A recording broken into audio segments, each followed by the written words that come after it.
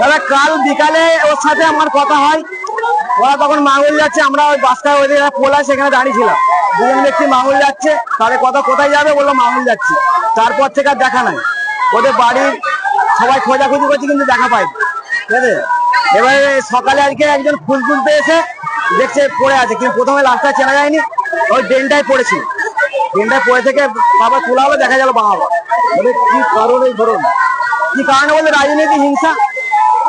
কি করতো, কোনও করতো, ওর স্ত্রী হচ্ছে আমাদের পঞ্চায়েতের সদস্য, তৃণমূল কংগ্রেসের ওর স্ত্রী পঞ্চায়েত সদস্য।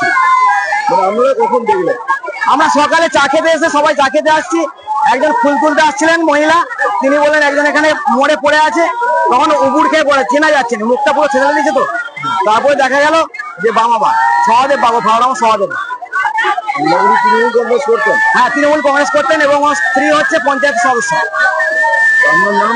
আমার নাম শশাঙ্ক ধর। আমি দুজনের নামই জানি, ওরাই করবে। কারা? ভীম দাস আর শঙ্কর সর্দার। ভালো নাম জানি না, ওটাই জানি। কোথায় বাড়ি ওনাদের?